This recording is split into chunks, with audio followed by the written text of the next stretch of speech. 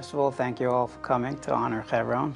It's such an interesting thing to be able to read the Pasuk when we read Chayei Sarah, and it actually says that he bought the Maras Machpelah and be able to look around and stand in the Ma'ara and see that this is where we are going so far back in history, and we're able to still be the same thing at the same place. Unlike what my children have said, being dangerous or adventurous, Hebron is really the most safest place in the world. My personal connection with Hebron goes back to when I was a student studying in Israel, back in 1979. And that was the year that a group of women from Kiryat Arba, along with about 40 children, went in the middle of the night to Beit Hadassah and took up residence there. And that was a very big moment in the modern history of Hebron. And I remember going along with some friends to visit them, and we were all very inspired by their bravery and courage. That event laid the groundwork for today's modern community. And there's one thing to hear about it and learn about it, but to experience it firsthand, there's no match. It was important for us that our children feel this connection to Hebron and can value the importance of doing all we can to assure that Hebron remains accessible to all Jews all over.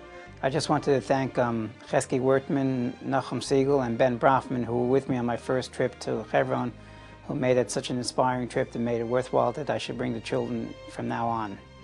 Hi, I'm Tzipor, and I can't wait until my parents take me to Hebron on Parshat Chayei Sarah. Hebron I found to be the most amazing place. People, they're constantly going to daven by the Maras Machpelah, constantly doing other cheseds, inviting people in from all over the places. You feel connected, you feel like you're a family. Hebron really has that energy and that homebound feeling that you feel, this is where I belong. When I was in Hebron on Friday night, I remember walking with my father and my mother up the hill. And at the top they had some of an Onik Shabbos, and all the people from the Jewish community were inviting everyone in. On Shabbos day, everyone was singing and dancing by davening, and it was a very uplifting experience. The experience that I had in Hebron is an experience that can't really be described, and the only way you can know this experience is if you've been to Hebron, especially by Parshas Chayei Sarah.